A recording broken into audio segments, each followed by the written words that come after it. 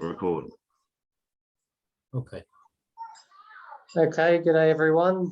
My name's Stephen Suker. As you know, we're running common law rallies on the 13th of March, this next Sunday week, sorry. And these rallies are meant to take place across Australia. We'll finalise the flyers on Monday. They'll be released, nominating all the locations across Australia. Now, we've called it a rally, but it's also a recruitment drive in order to grow the common law assemblies across Australia. Mm-hmm. Once we grow the common law assemblies across Australia, we then firmly place the power back with the people to govern their own affairs. And doing so moves us out of the corporatised system and back onto the land, back off this fictitious ship that they've got us on that is intended never to dock. With me here today is David Campbell and Luke Hawkins. They're from the Tumut Common Law Assembly. And we also have a special speaker, Keith Charles, from the Commonwealth Custodians, and he's got a wealth of information that will help us understand where we are and how we get out of the situation that we are born into. And no one will ever tell you this. The laws, the police, the politicians, the lawyers, they'll never tell you this because the object is to keep you on that ship or in their sand bucket, as Keith likes to refer to it, forever. This fictitious ship never docks. It never needs to refuel. It never needs to get any supplies. It is there forever, and it is meant to keep you enslaved for the rest of your life. I'll just ask Luke to introduce himself and where he's from and what they're doing in relation to the common law assemblies / rallies that are taking place on the 13th of March. Luke, over to you a little bit. Yep. My name's Luke Hawkins, and we're just trying to set up our assembly. Apparently Dave is the only other one that seems to be quite knowledgeable about the common law stuff, and I've only been looking into it for the last couple of years, but it's been a vertical learning curve. So I don't know anywhere near as much as what Keith seems to know, and obviously Mike and other people. But the whole idea of this meeting was to try and bring people together from different assemblies and just trade our ideas and try and gain grow the knowledge of the common law so we can get out of their sandbox. So look, I'll hand it over to Dave if you want to hand it over to Dave. And yep, go ahead, Dave. Yeah, as I said, my name's Dave Campbell, and I live in a little place called Tarcutta, which is halfway between Sydney and Melbourne.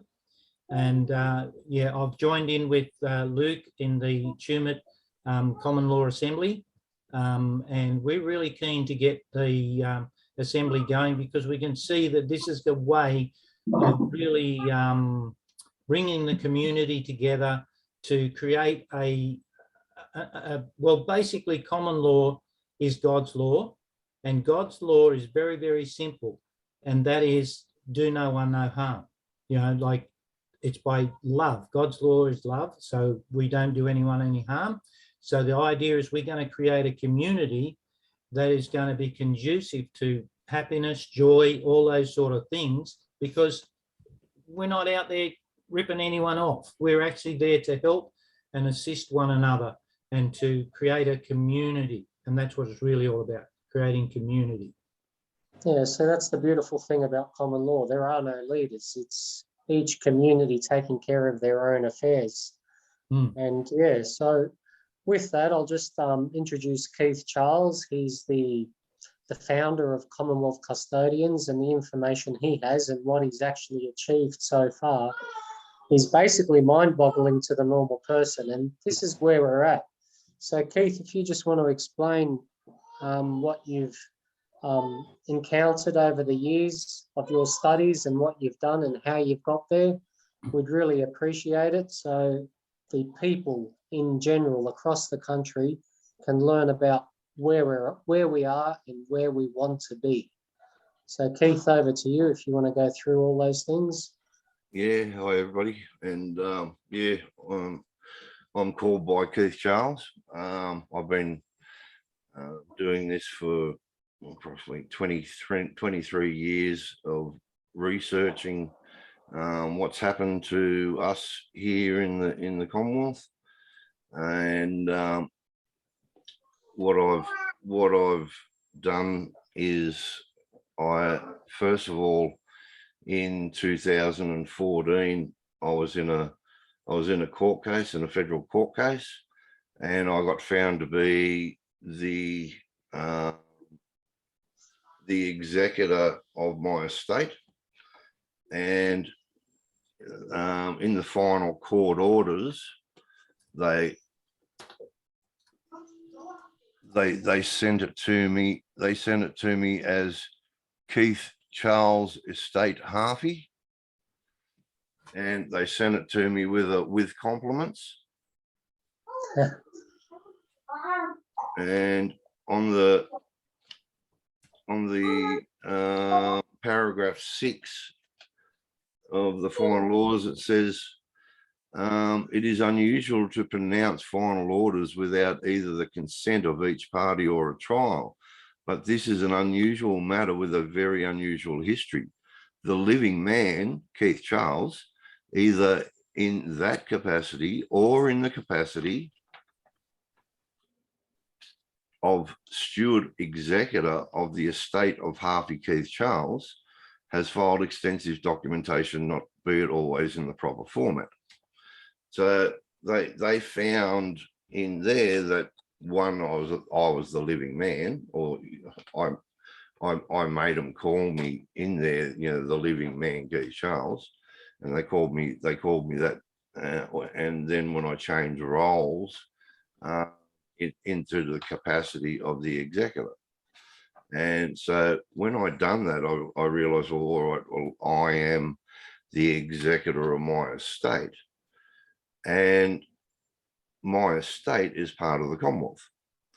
And so when I done that, or when I did that, I should say, I'll share screen with you. And when I did that,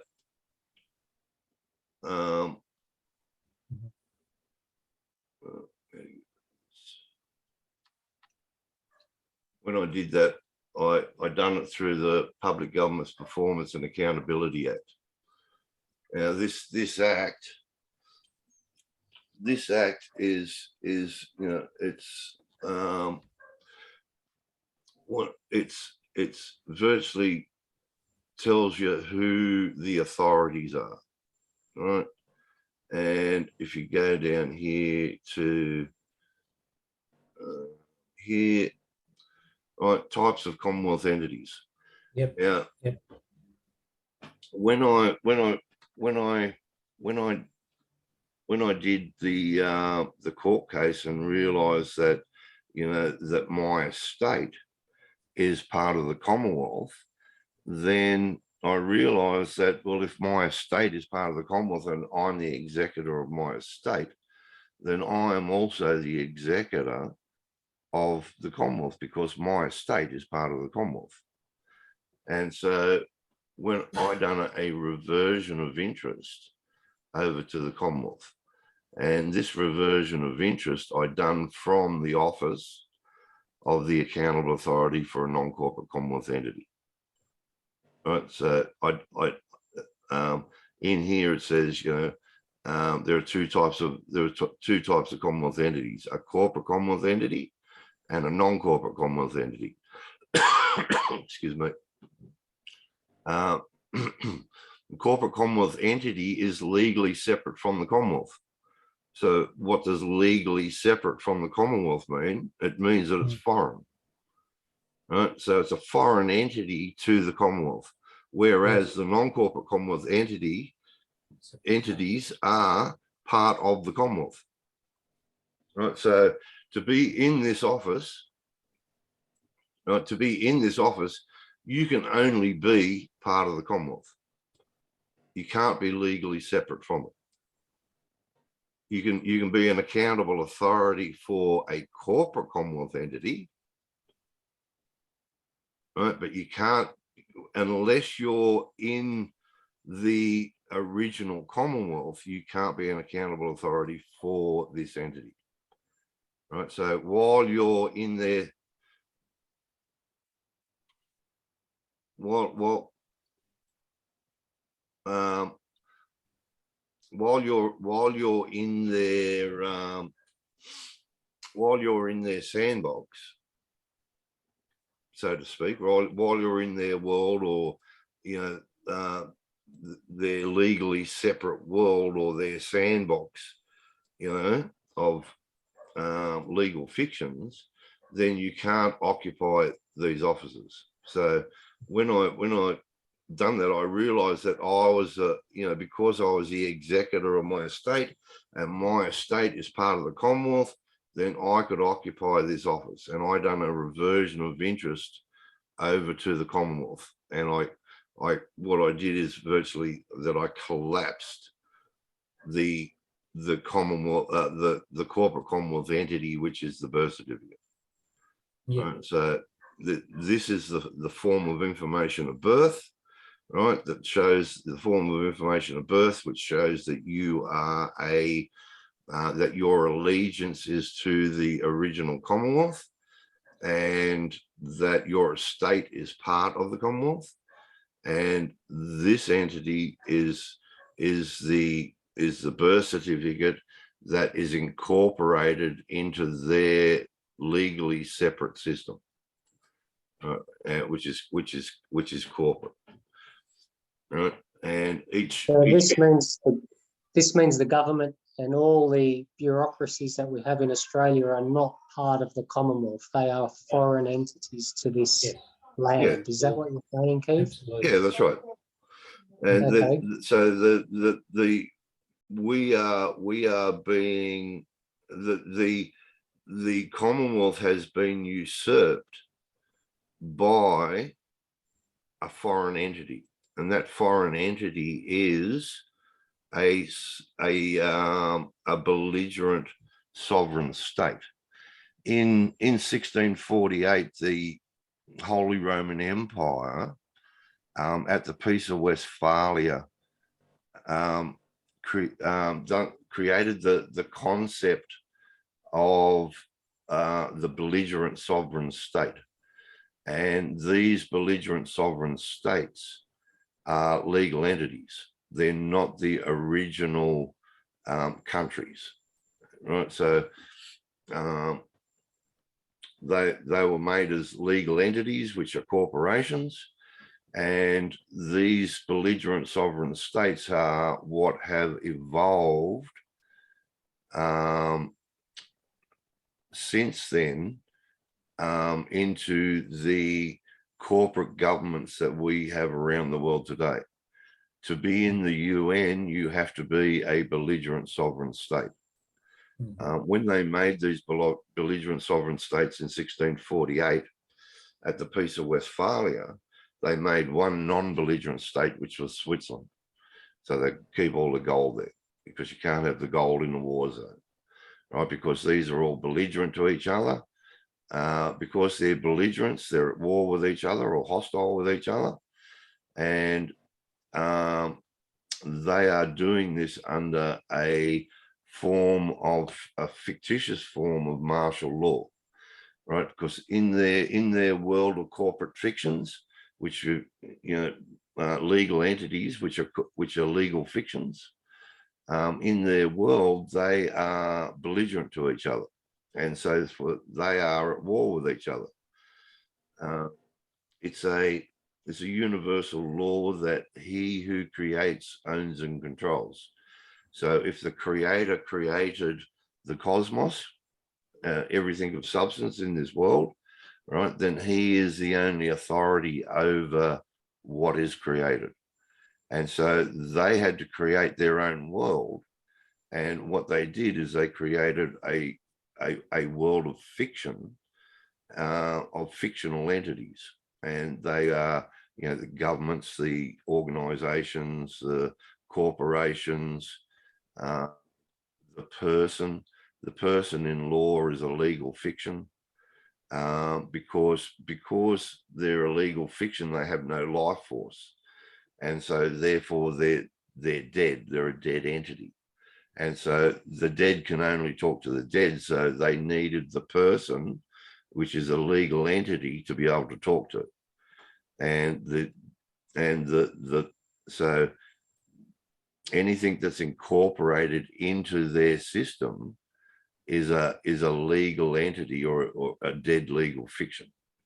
So their world is the world of the dead, and the creator's world is the world of the living. And the Constitution was made under natural law. You know, in the Law of Nations, you know, it says that we're all here on earth as individuals to perfect ourselves.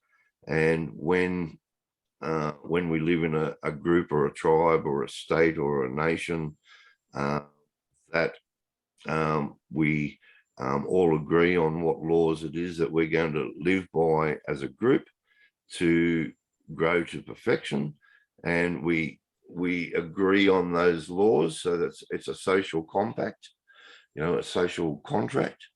And that social contract is written into a constitution that we all agree, that we all consent, that we're all going to live by as an autonomous community, right? So a commonwealth is an autonomous community.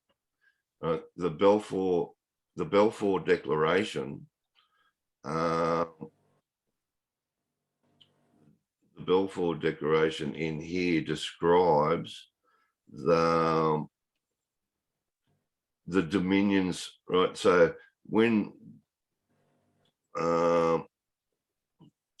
the dominions of, you know, Australia, New Zealand, Canada, and whatever else, right, as autonomous communities, right? So under the Constitution and the you know, as the Commonwealth of Australia, we are an autonomous community. You know, it doesn't mean, you know, being the Commonwealth of Australia isn't a geographical location, right? It is an autonomous community, right? And this autonomous community, which is known as the people, right, are the ones who created the Constitution, and he who creates, owns, and controls. So they are the authority of what was created with the Constitution, and what was created was the officers of the Commonwealth, and to give the judicial system authority to be able to do the judiciary. It gave the authority for the Parliament for good governance of the Commonwealth. So where any of these officers get their authority from is from the Constitution, and anything that is outside of the Constitution or is not under the Constitution has no authority whatsoever. You know, it's like, you know, the corporate entities is like Ronald McDonald telling you what to do. So yeah, to have any office, to have any authority, it must come under the Constitution. If it doesn't, it doesn't have the consent of the governed, right? And to have the consent of the governed, it must be under a constitution and under natural law. And their world of the dead is a corporation, and these corporations are belligerent to each other.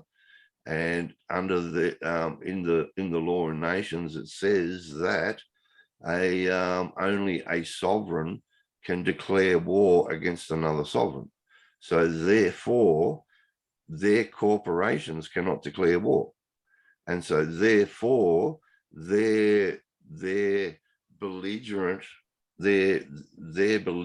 entities are can't declare war. So what they're doing, you know, in their fictional world, they're having this fictional war in their fictional world between all these fictional sovereign states. And this fiction, in this fictional world, they believe that they have taken over the Commonwealth of Australia under martial law, and under the Lieber Code, which was introduced into Australia through Fiji in 1948, I think it was, or 47. They believe that that they don't have to tell us that we're under martial law or anything else, and but we're only under their fictitious form of martial law. And so these entities, which were created by the Holy Roman Empire, are run under Roman law and the law of the sea on the Holy See of Commerce. And so, in 1973, when Gough Whitlam changed, offered everybody a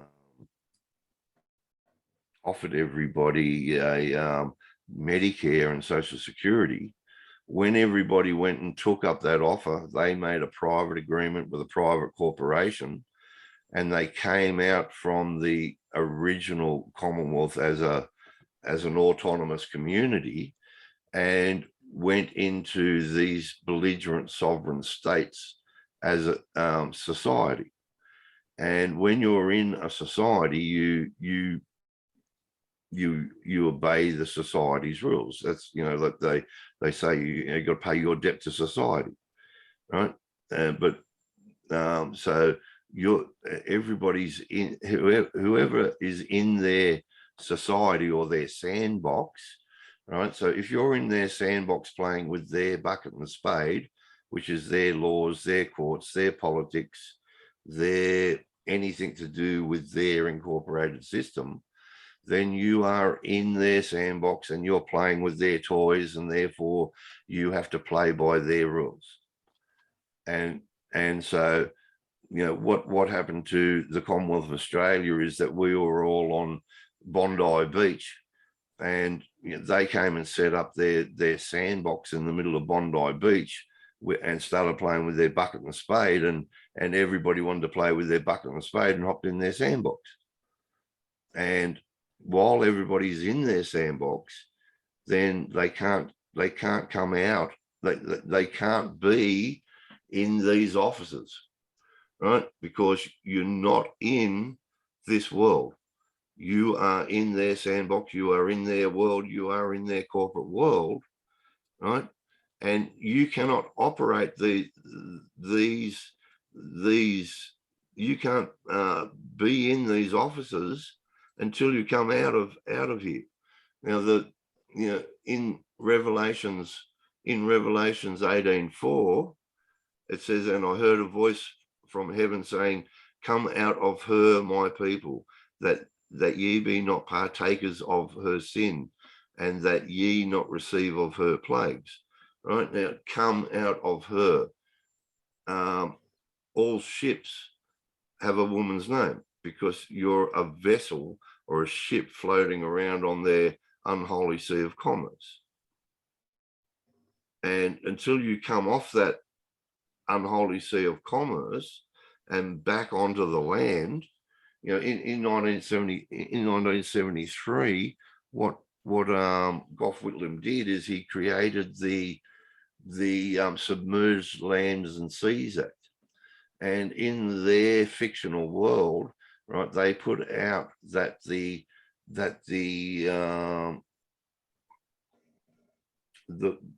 border for Australia is 200 kilometers from the shoreline. Right now, that's their world, right? They do things in meters. We don't do things in meters. We do things in imperial, right? So in their world, in their world of fiction, right, they said that they're putting out these borders out to 200 kilometers. Usually from the land, it's 12 miles, because that's how far a cannonball would fly, and that's how far you could protect your land. So they put it out to 200 kilometers, and then Gough Whitlam wrote the Submerged Land and Seas Act and put the Australia underwater. So everybody's on the unholy sea of commerce. So this is, like, that's the corporate entity, right? So if you're in that world, you're in the world of the dead, and it's a world of legal fiction, and nothing in their world has any substance. The government, you can't taste, see, or smell a government or an organization or a corporation. Their laws are designed around person. You won't go into any laws nowadays and see a man or a woman in there, because a man or a woman is in the land of the living, and they can only be in the world of the dead, and they can only communicate to the people in the world of the dead. So anything that's capitalized, or your name as a proper noun, as proper English, is your natural private person. And when it's been bastardized in any way, right, and then it's a foreign language. If you're not using proper grammar, English grammar, then it's a foreign language that you're using, and it's their language that they use to confuse people. And so they capitalize the name and send you mail, which is correspondence, because a corporation has no authority over you. Everything that they do has to be under contract. Right? So correspondence means an agreement or a contract. So everything that they send to you, everything is correspondence, and everything is a contract. And so to get authority over you, they've got to get you to contract.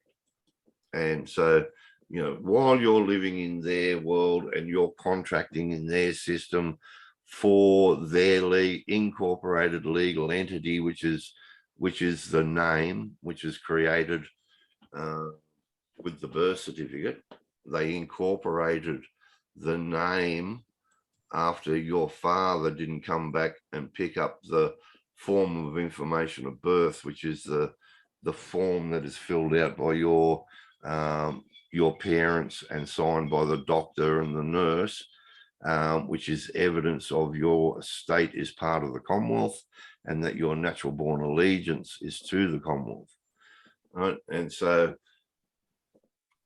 in their world, because they're doing this under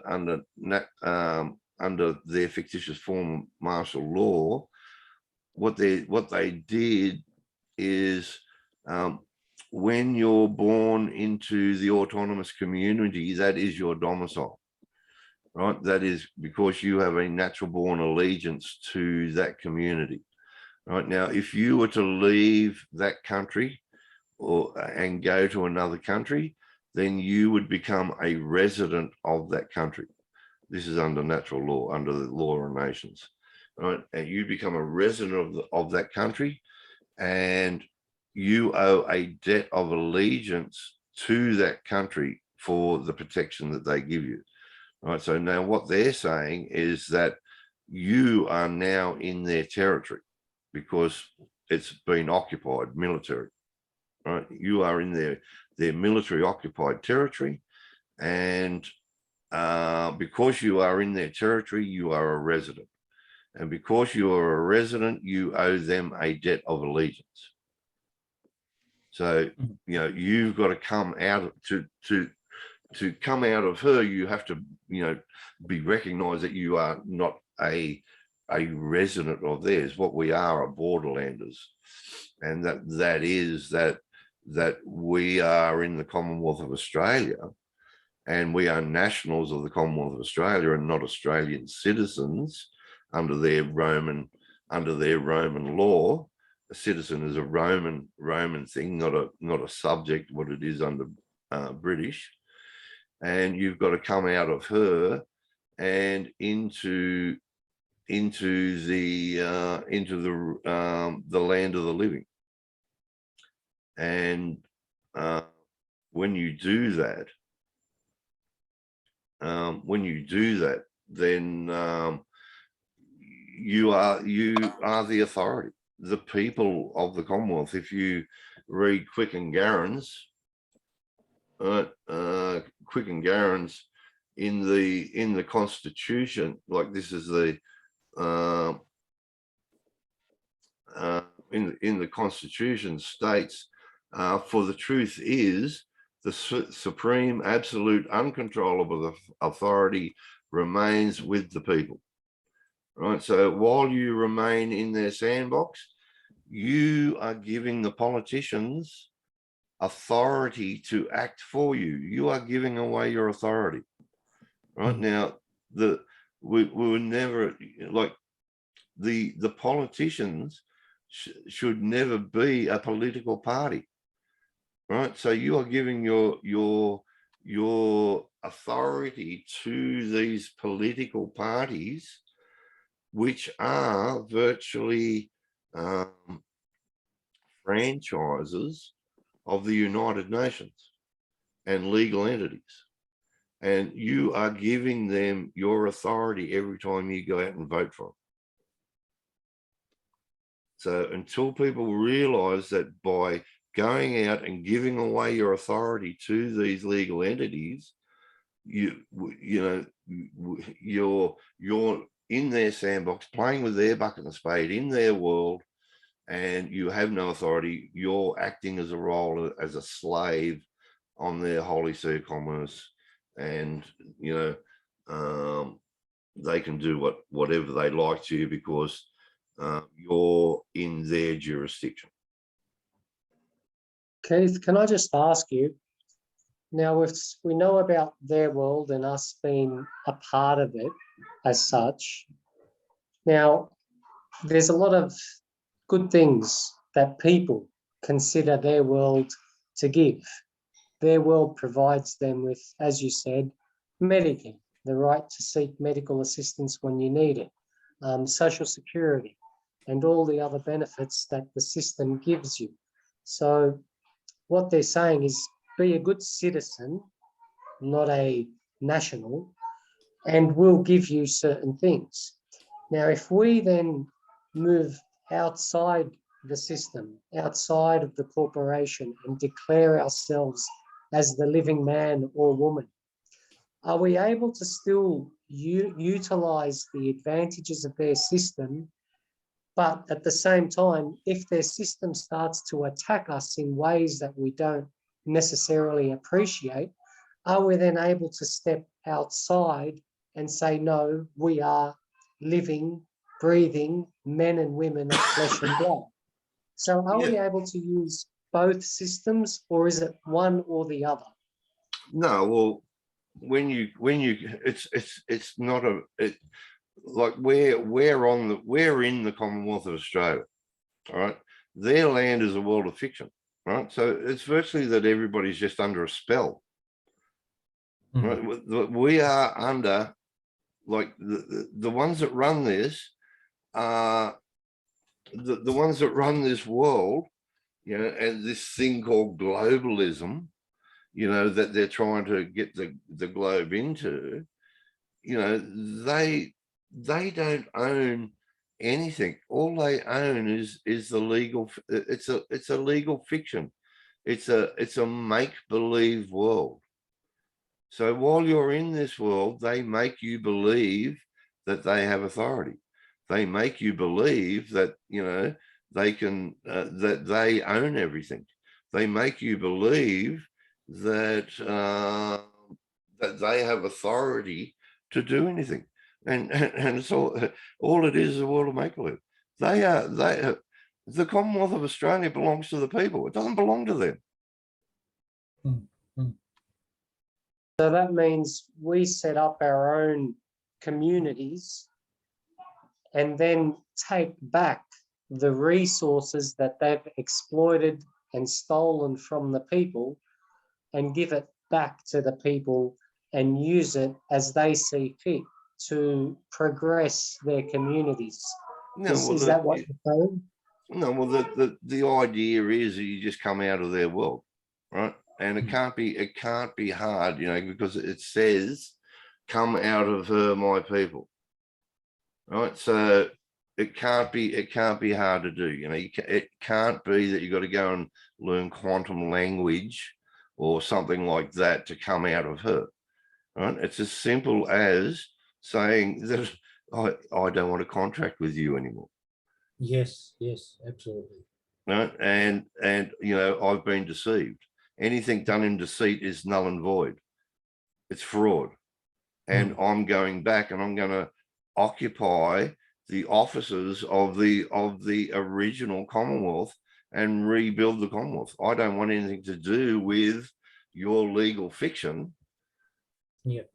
I'm just going to come back out and I'm going to rebuild the original Commonwealth. So that means rebuild the original Commonwealth with a legitimate government there to represent the people of this nation. Yeah, and that'll, like, at the moment I'm the caretaker of all the original Commonwealth officers, right? As the occupant of the office of accountable authority for a non-corporate Commonwealth entity, I have claimed all the Commonwealth offices, and I'm in those offices as a caretaker, right? So I'm a public servant, right? And I'm waiting for the people to come out of her and occupy the offices. And that's when we'll have a true representative government elected by the people as per our constitution demands. Yeah, well, at the you know, like, at the moment, what we've got to do is we've got to come out of her. We've got to get enough people, you know, who are capable and knowledgeable enough to be able to help rebuild the Commonwealth under the Constitution and natural and common law and according to biblical law. And come out of her and rebuild the Commonwealth. It's the Commonwealth is there. It was abandoned, right? They abandoned all the offices of the original Commonwealth that were made by the Constitution, and they moved into all the corporate offices, right? So they're there. All the offices are still there. It's just that they were abandoned. And I'm in those offices now as the caretaker, waiting for people to come and fill them. So basically, we just need to declare our living status and move back into the Commonwealth, the law of the land. Well, you do that by the action of declaring that your allegiance is to the Commonwealth of Australia just by joining the site. You know, I've tried to make this as easy as possible for people to come out of her, right? You don't have to go and learn quantum language. All you got to do is join the site. Yeah. Right. That's your first action. Like, you're known by your actions, right? So if your action says that my allegiance is to the Commonwealth of Australia, that is the action that is required. And then once you do that, then you start unbinding from the system. And what it is, their world is just a world of fiction, and you've got to wrap your head around how they built their world, and that world is that they have used the person, right, which is a legal fiction, which is the name, which is also your estate that they believe that they are trustee of, right, and that so you know, we've been indoctrinated, you know, you go to school and whatever, you know, and you go to assembly and they call your name and you answer to the name and whatever else. Right now, that name is not you. That name is either a natural private person, right, which is what you do contracts by, you know, what you contract by, or what name it is that you write onto your property so that you know that it's your property, or it's the name that you're called by for people to get your attention, right? But it is not you. You cannot be a name. A name is a label, and a name labels a thing. And if you're saying that you're a thing, then you're saying that you're this dead entity person, right? And in their law, under their law, right? So you've got to realize that you're not this person. You are the occupant of the office of executor or trustee, or you execute contracts by that name. But you can't be a name. You can't be a John or a Mary or a Jack. You know, you can't walk into a crowd and say, oh, there's a Jack, there's a Jack, there's a Jack. You know, a name describes the thing, you know, like a table, a window, a tree, you know, so that you can get an image in your mind about what it is that's being talked about. Right. So if you say, oh, you know,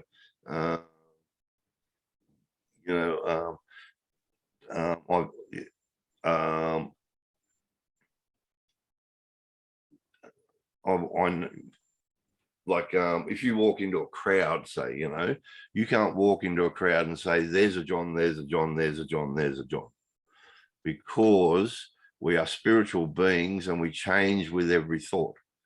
And because we change with every thought, we can't be labeled, and we don't look the same. Everybody is different, right? So you can't be labeled as being a John. You can't walk into a crowd and pick out all the Johns.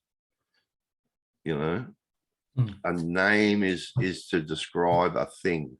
And so when you say that you are the name, you know, when the copper goes, oh, you know, is this you, and points to the image on the license, is this you? And you is a banking term for the debtor, right? And you say, yeah, that's me. Then you're saying that you are that person, which is the debtor, and you're giving them jurisdiction. So by coming out of her, we become a creditor. Yeah, well, you become one of the people who are the absolute authority according to the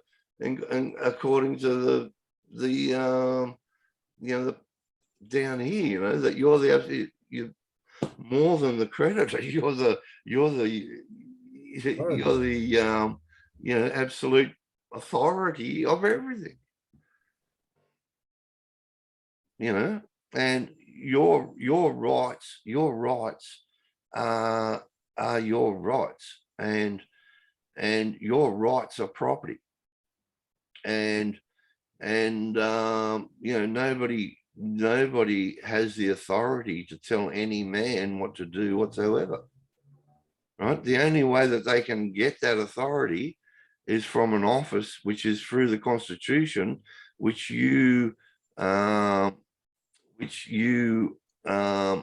the people have agreed to, so that those officers have authority to be able to function, so that the community can grow to perfection together, and you're going to all live by those rules. But other than that, no man or woman has any authority over another man or woman. And so, you know, until, like, it's especially it's a maximum law that, you know, he who doesn't stand on his rights has none. So until people realize that they have rights, you know, that rights aren't given to them by the government, you know, they're not a privilege or anything else, then, you know, they're just going to be stuck in their world, and you know, in a nanny state that they can't govern them themselves, so they need to be governed by a government. He who doesn't govern himself will be governed virtually. Right. So if you're not capable of governing yourself and being free, then you'll be governed by the government. Okay, so under God's law, we are all created equally and no one has authority over another. That's right. No. Provided we all Not live with- by God's law and do no harm to each other. Yeah, and unless they have your consent or you've contract with them. I mean, all through the Bible, it's all about contract. That he made, that God made agreement with his people that that he would be their God and they would be his people. And he made covenants with them, which are agreements. So, Keith, as I understand it, now that I'm an unincorporated entity, I can't get involved with the, say, the up and coming fake election because I'm not part of that system anymore. Is that correct? Yeah, well, if you go in there and you start playing with their bucket and spade, then you're going to be assumed and presumed that you're part of their world. And So their bucket and spade is politics, law, courts. So when I told my brother that I am not in, will not be voting in the up and coming fake election, he said, "Oh well, they'll fine you." And I said, "How can a foreign corporation fine me for not voting for them? I have no contract with them." Yeah. Well, what we're looking at the moment is that we're thinking about trying to get 3 people in each electorate, right? So there are electorates under common law, and we say to the Electoral Commission that we want to have our elections for the Commonwealth, and we want 2 papers. We want the corporate one, and we want the Commonwealth one, and the people get to choose which one they want to vote for. Sounds good. So that's a question that's a proposition we should be putting to the officials at the election office when we go to vote. Is that something we should be doing? No.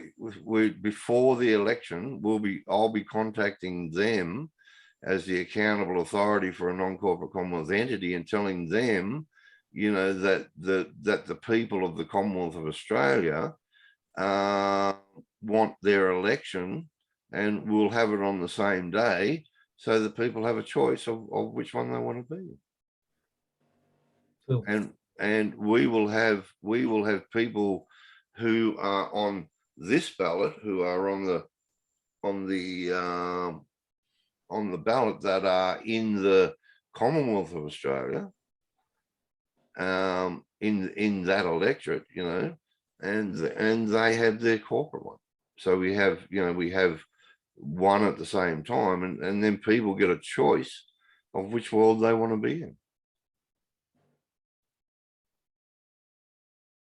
And that's something you will be doing, because if we choose to vote in the Commonwealth, who are we voting for?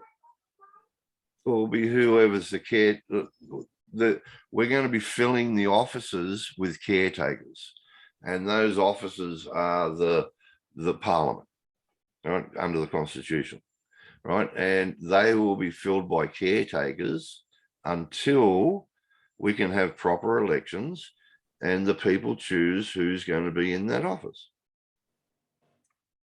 And that's what the election will be about. And there'll be, probably 3, maybe 10, I don't know, for each electorate, and you'll get a choice of who you want in that office. But that whoever is in that, who in your electorate, whoever you elect will not be in a political party, right? They will represent the people who elected them. And if they go against what the people who elected them done, then they can be held for treason. Sorry, say that again. I missed that. Yeah. They will represent the people who elected them, their electorate. Right? They will not belong to a political party. Right? They So will only do what their electorate wants them to do. All right, but the first step is to come out of her. We need people to move out of the corporatized system and back into the Commonwealth. Yeah. That's the Well, we can't do it with a handful of people. We need a lot of people to come out of her and come back into the original Commonwealth, occupy the offices, and start rebuilding the Commonwealth under the Constitution and natural law and common law and whatever, take the right oath of office, everything else, so that we don't want their system, right? Their system is totally incompatible with God's world, right? We want what is rightfully ours, which is the Commonwealth of Australia, the autonomous community, which offices were abandoned. And that's all we're doing. We're just retaking what is rightfully ours.